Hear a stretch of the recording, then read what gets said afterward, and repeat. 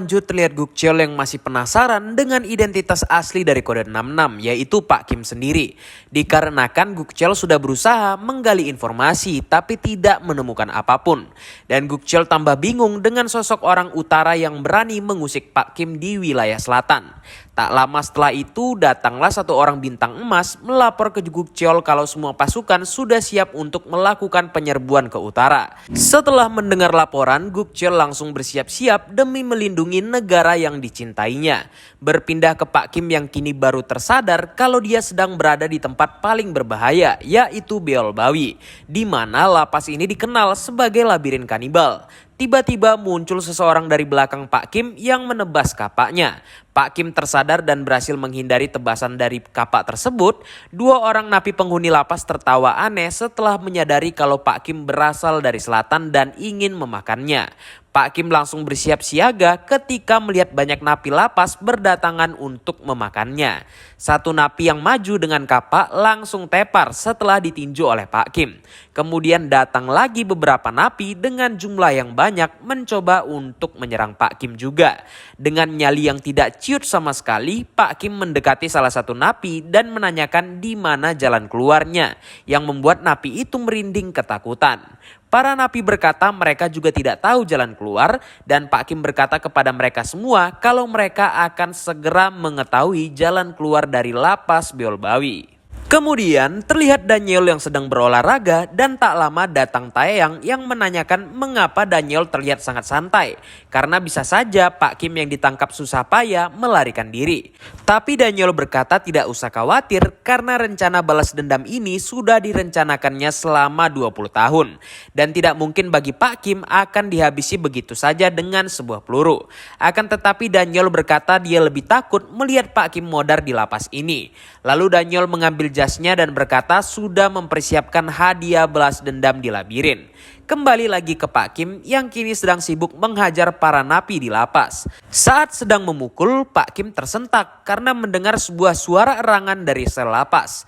Yang mana di sel tersebut terlihat seorang wanita bisu dan para sipir heran mengapa Daniel memerintah mereka membiarkan wanita bisu itu hidup. Setelah kedua sipir berbincang, tibalah Pak Kim mendatangi sel tersebut setelah mengajar para napi. Rupanya wanita itu adalah hadiah yang disiapkan Daniel untuk Pak Kim. Dan Daniel yakin walaupun lidah wanita itu dipotong, Pak Kim akan langsung mengenalinya. Taeyang merasa sedikit iba tapi dia sedikit khawatir apakah Daniel bisa mengatasi masalah yang akan terjadi setelah Pak Kim melihat wanita itu. Daniel langsung pergi karena dia sudah tidak sabar melihat ekspresi Pak Kim mengetahui apa hadiah itu. Dan benar saja setelah melihat wanita bisu itu, aura Pak Kim langsung berubah karena wanita itu sangat mirip dengan Yujin istrinya. Dengan air mata yang mengalir, Pak Kim terbata-bata menanyakan mengapa Yujin bisa berada di sini. Karena dalam hati Pak Kim dia tidak pernah mengharapkan kejadian seperti ini dan dia merasa sangat dihianati. Kemudian Pak Kim mendekati Yujin sambil berkata dia sangat merindukannya sampai menjalani hidup dengan mengenang Yujin. Karena tidak tahu kalau Yujin sekarang bisu, Pak Kim terus-menerus berteriak mengapa Yujin tega menipunya. Di tengah merasakan sakit hati, Pak Kim juga merasa sangat lega karena akhirnya mengetahui Yujin masih hidup. Tak lama setelahnya Pak Kim akhirnya menyadari kalau Yujin ini bisu setelah Yujin mencoba berbicara. Pak Kim langsung mengusap air matanya dan membawa Yujin pergi. Salah satu sipir yang sudah sadar langsung berpura-pura masih pingsan setelah melihat Pak Kim. Pak Kim yang tahu supir itu sadar langsung mendekatinya dan membuat sipir itu terkejut ketakutan. Sipir sangat terkejut mengira Pak Kim menanyakan jalan keluar, tetapi Pak Kim malah dengan wajah mengerikan menanyakan di mana keberadaan Daniel. Di sisi lain, terlihat Daniel dan beberapa anak buahnya, di mana Daniel memperingatkan kepada mereka semua untuk tidak menghabisi Pak Kim jika mereka melihatnya, tapi buatlah Pak Kim menderita. Sebelumnya, saat Daniel berbincang dengan Taeyang yang kebingungan apa tindakan yang akan Pak Kim lakukan selanjutnya, Daniel mengatakan kalau Pak Kim pasti akan langsung mencari dirinya karena Daniel sudah tahu insting dari Pak Kim dan Daniel sudah mempersiapkan semua rencana balas dendam dendam yang sangatlah sempurna. Setelah itu Daniel menyuruh semua bawahannya untuk bersiap-siap serta menyuruh Taeyang agar terus memantau alat pelacak yang ada pada Pak Kim.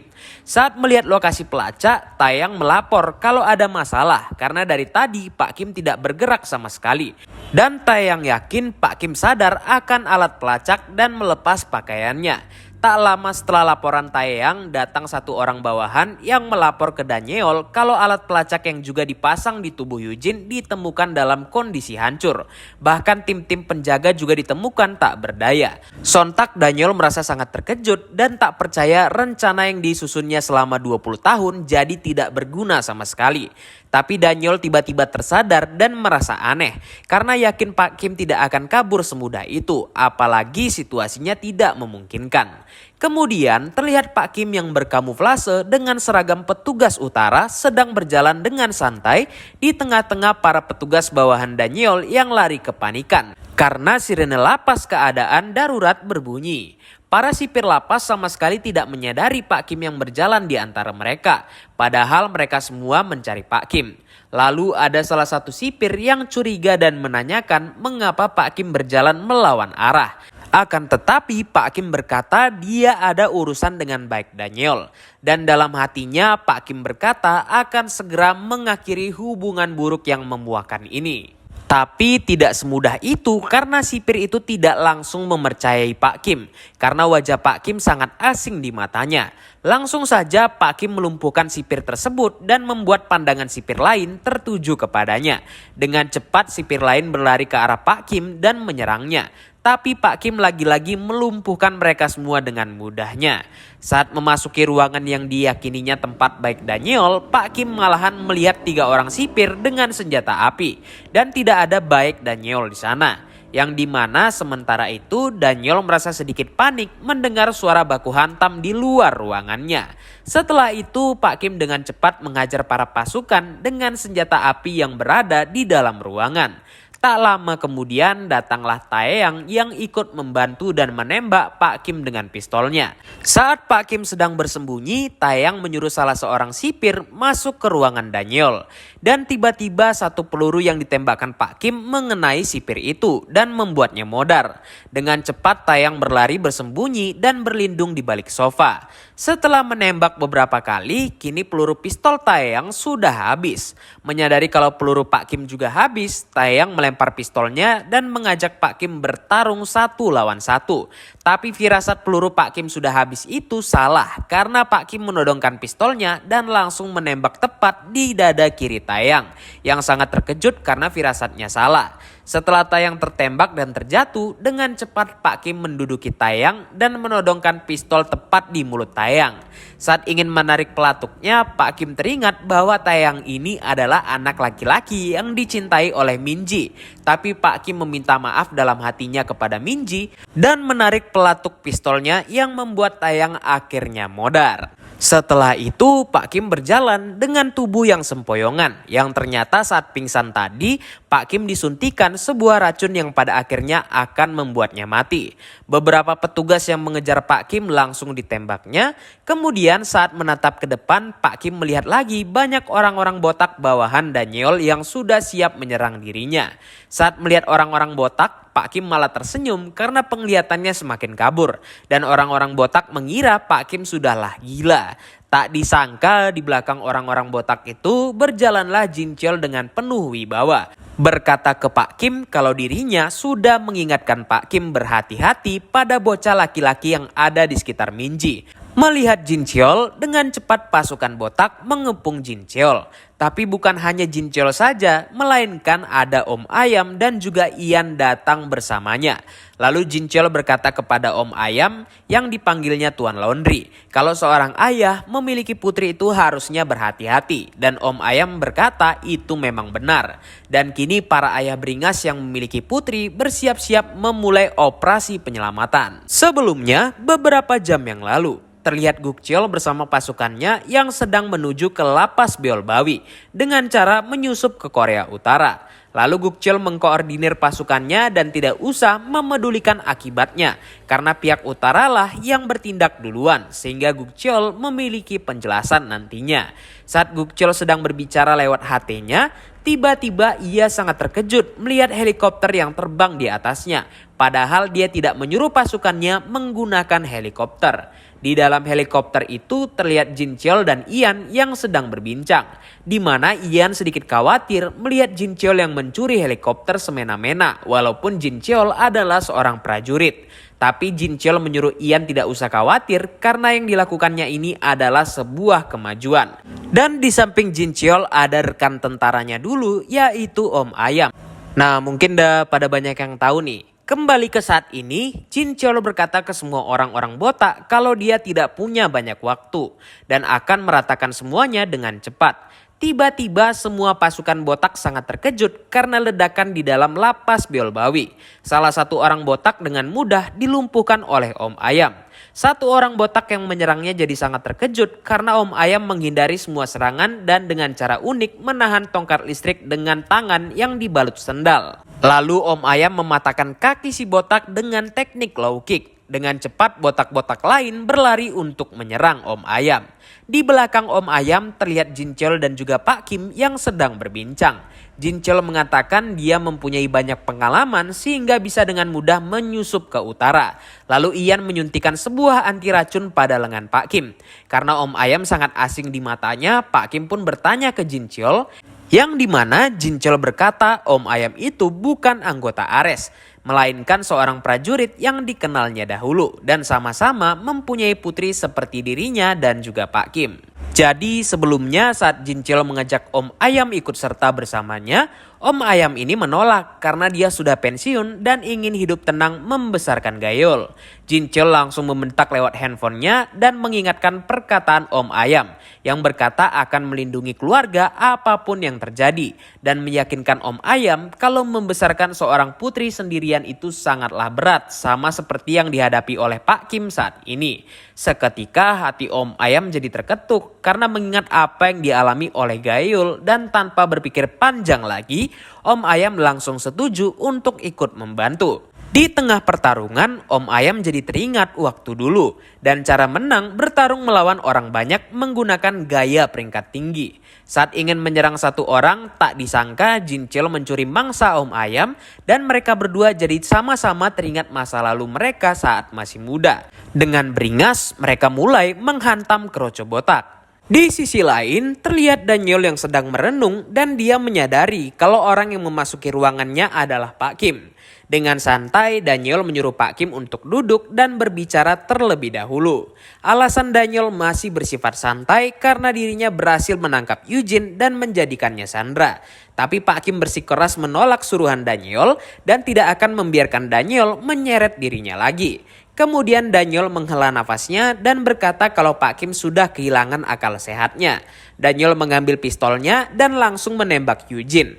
Pak Kim pun jadi terkejut bukan main dan Daniel berkata dengan tatapan tajam menyebut nomor 66 yaitu Pak Kim dengan sebutan keparat.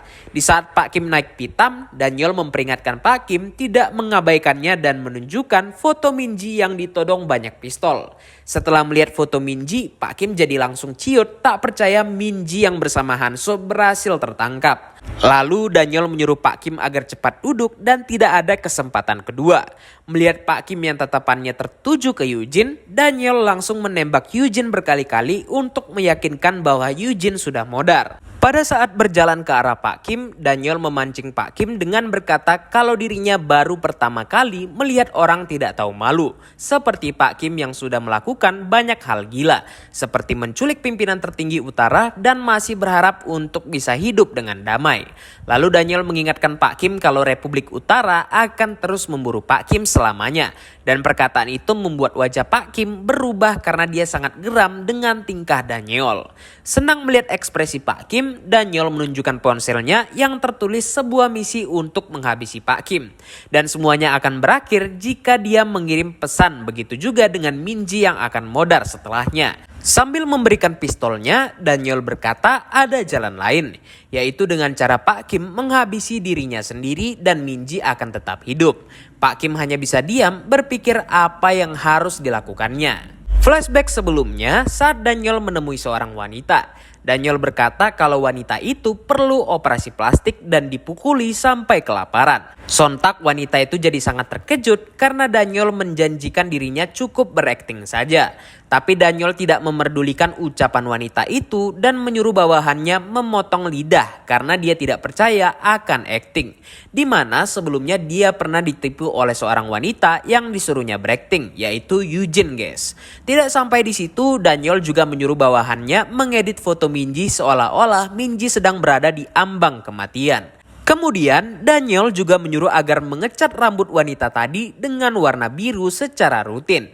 Jadi semua itu adalah rencana Daniel menipu Pak Kim dengan seorang wanita yang dibuatnya mirip dengan Eugene. Kembali ke saat ini, Daniel terlihat sangat yakin dengan rencananya dan berpikir kalau Pak Kim akan menghabisi diri sendiri. Tak disangka Pak Kim berjalan sambil menunjukkan HP Daniel dan berkata dia akan memilih dirinya dan Minji tidak akan mati. Perkataan itu membuat Daniel sangat terkejut dan tanpa basa-basi lagi, Pak Kim langsung melayangkan tinjunya ke Daniel dan berkata tidak akan terombang-ambing lagi dengan perkataan Daniel. Di sela-sela tinju itu, Daniel masih tidak percaya kalau Pak Kim mengetahui bahwa foto Minji dan wanita suruhannya hanyalah sebuah kepalsuan belaka. Dan juga pada saat tinju Pak Kim tepat berada di depannya, Daniel semakin terkejut karena melihat sebuah bercat-cat. Yang mana saat Pak Kim bertemu dengan Ian menyadari kalau tidak ada racun tipe lain. Dan di telapak Pak Kim hanyalah sebuah pewarna rambut. Di saat itu Pak Kim jadi tersadar kalau bercak di tangannya ini berasal dari rambut Eugene palsu yang ditolongnya. Dan kini pada saat melayangkan tinjunya tepat di wajah Daniel, Pak Kim merasa sedikit senang karena teringat dengan istrinya dulu yaitu Eugene. Daniel tidak bisa mengelak dan berakhir dirinya terhempas ke tembok. Dengan tatapan tajam, Pak Kim berterima kasih ke Daniel karena berkat Daniel aktingnya jadi kelihatan bagus juga. Dan juga Pak Kim bertekad akan mengakhiri hubungan melelahkannya bersama Utara dengan tinjunya. Saat Pak Kim tengah mengajar satu bawahan Daniel mengambil kesempatan menyerang Pak Kim. Akan tetapi Pak Kim bisa menghindari itu. Pertarungan sengit terjadi antara mereka berdua dan terjadilah jual beli serangan.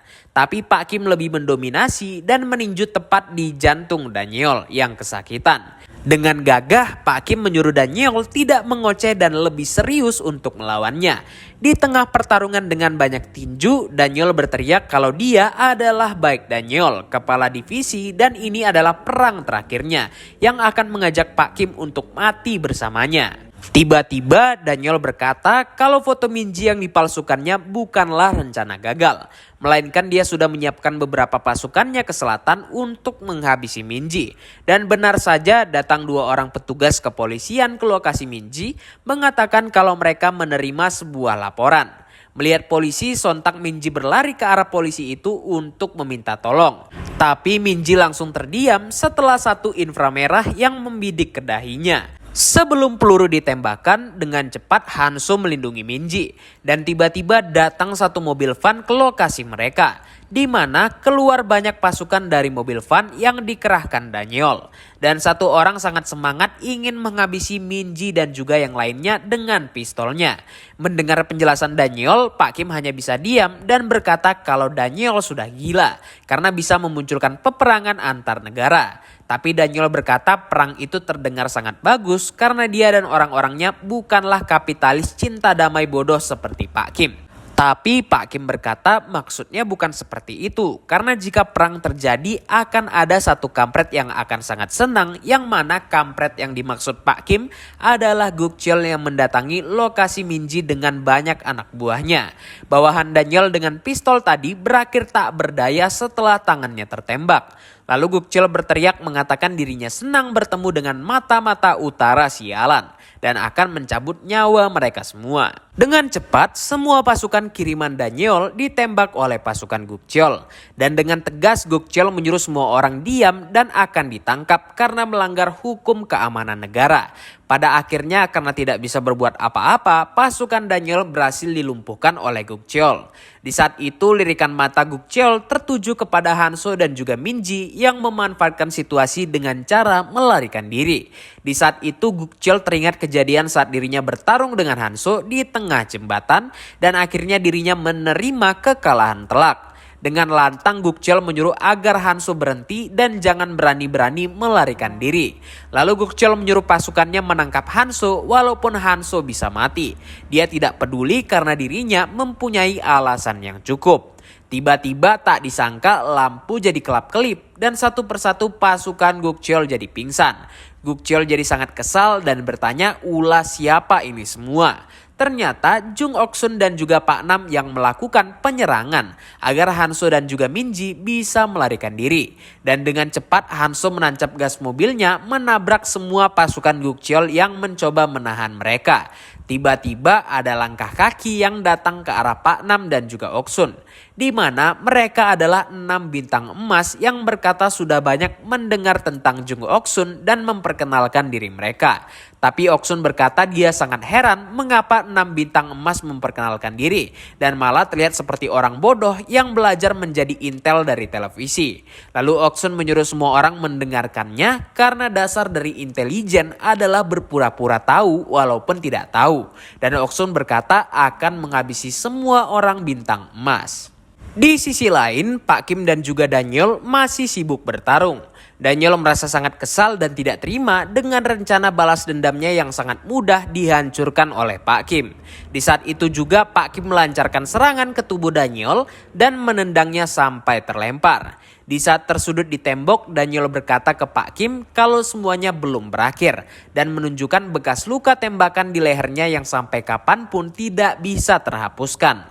Lalu Pak Kim berkata itu memang berat bagi Daniel karena tidak ada luka yang bisa dihapus. Dan Pak Kim berkata untuk berdamai dengan keadaan harus hidup dengan kebahagiaan kecil dan melupakan luka yang sangat besar. Lalu Pak Kim menyuruh Daniel agar bangkit berdiri dan bertarung untuk mengakhiri semua hubungan buruk ini. Dengan hati yang masih dipenuhi rasa dendam, Daniel pun berdiri dan langsung berlari menyerang Pak Kim. Tapi lagi dan lagi itu percuma karena Daniel mendapatkan satu tinju tepat di jantungnya. Berpindah ke Jin Cheol dan Om Ayam yang tengah sibuk bertarung melawan banyak orang-orang botak, para militer utara mendapat laporan detak jantung Daniel berhenti dan Jenderal Gwangju mengambil langkah untuk mendengarkan permintaan terakhir Daniel. Yang mana sebelumnya saat dirinya bertemu dengan Daniel, Gwangju sangat kesal karena Daniel mengajar semua sipir di lapas Beolbawi. Lalu Daniel mendekati Gwangju dan berkata kalau ia ingin mengubah labirin di lapas Beolbawi. Gwangju langsung terkejut dengan permintaan dari Daniel dan dirinya harus meminta persetujuan pihak atas jikalau ingin mengubah labirinnya. Lalu Daniel mengancam Gwangju dengan cara memperlihatkan foto istri dan juga anak Gwangju, yang mana akan tidak baik jika Gwangju menolak permintaannya itu. Daniel juga berjanji akan membalas Gwangju dengan senang hati dan akan menulis surat rekomendasi agar Gwangju bisa menduduki posisi penting di pemerintahan. Gwangju yang tidak bisa apa-apa akhirnya setuju dan menanyakan apa alasan Daniel melakukan ini semua. Dan Daniel berkata ini adalah kehendak dan bunga terakhir untuk balas dendamnya. Kembali ke Daniel yang kini sedang sekarat. Daniel berkata ke Pak Kim dia akan menunggu Pak Kim di neraka. Karena bagaimanapun caranya Pak Kim tidak akan bisa kabur dari lapas Beolbawi. Di tengah ambang kematiannya, Daniel masih sangat percaya diri kalau Pak Kim akan modar. Dan akhirnya Daniel menghembuskan nafas terakhirnya. Setelah Daniel modar, Pak Kim langsung bergerak cepat mencari cara melarikan diri dari lapas. Kemudian di sisi lain, Jin Cheol dan Om Ayam masih sibuk bertarung melawan para pasukan botak. Jin Cheol berkata dia akan pergi untuk mencari Pak Kim dan menyuruh Om Ayam agar langsung pergi ke helikopter setelah menghajar pasukan botak. Salah satu orang botak yang ingin menyerang Om Ayam langsung dibuatnya lumpuh dengan pukulannya. Dengan cepat Om Jin Cheol berlari mencari keberadaan Pak Kim, tapi dia kebingungan karena bentuk lapas yang berbeda dengan denah yang ada di ponselnya. Jin Cheol jadi keringat dingin karena situasinya lebih parah daripada yang dia duga. Tak sengaja Jin Cheol mendengar suara Gwangju yang sedang mengkoordinir para sipir. Jin Cheol pun tersenyum melihat Gwangju yang jadi keringat dingin. Pada akhirnya wajah Guangju jadi lebam dipukuli oleh Jin Cheol. Guangju terus-menerus mengatakan dia tidak tahu apa-apa karena hanya mengikuti perintah dari Daniel. Lalu Jin Cheol meminta agar Guangju mengubah lagi bentuk lapas ke bentuk semula. Tapi Guangju berkata dia tidak bisa melakukan hal itu. Di tengah perbincangan mereka berdua, tiba-tiba Om Ayam menelepon kalau Jin Cheol dan yang lainnya harus cepat pergi karena tentara khusus utara untuk menempas pemberontakan akan segera tiba. Lalu Jin Cheol membuka pikiran Guangju kalau sedari awal dia sudah dibuang dan keluarganya akan dieksekusi jika Guangju pulang ke Pyongyang.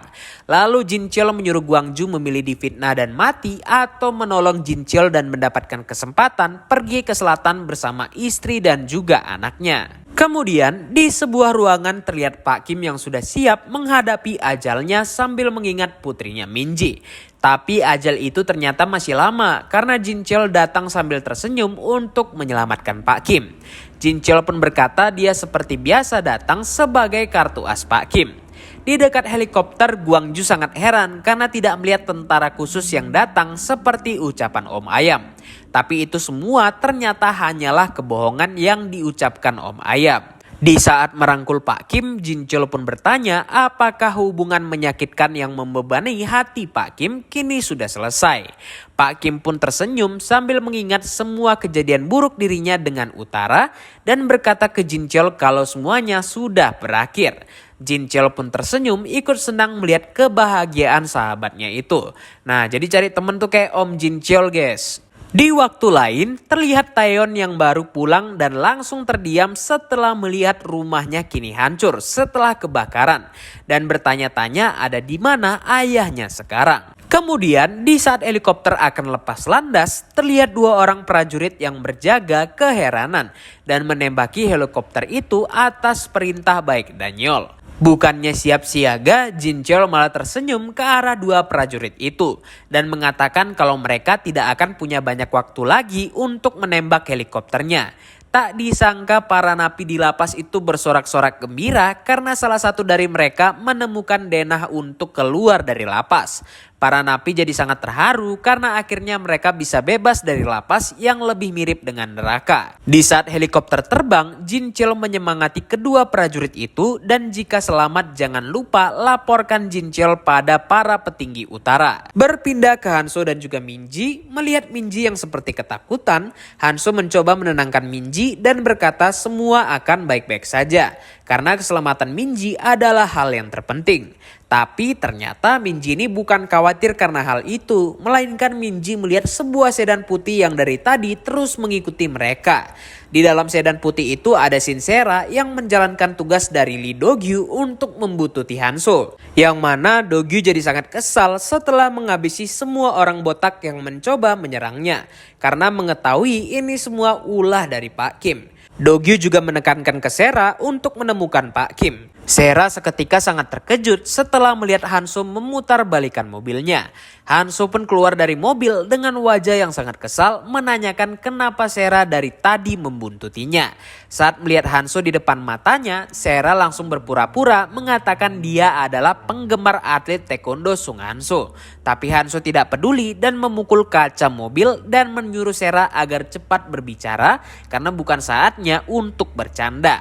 Sera pun berusaha menahan emosi dan tetap tersenyum sambil menanyakan di mana Pak Kim saat ini. Dikarenakan Do-gyu mencarinya dan Pak Kim tidak bisa dihubungi.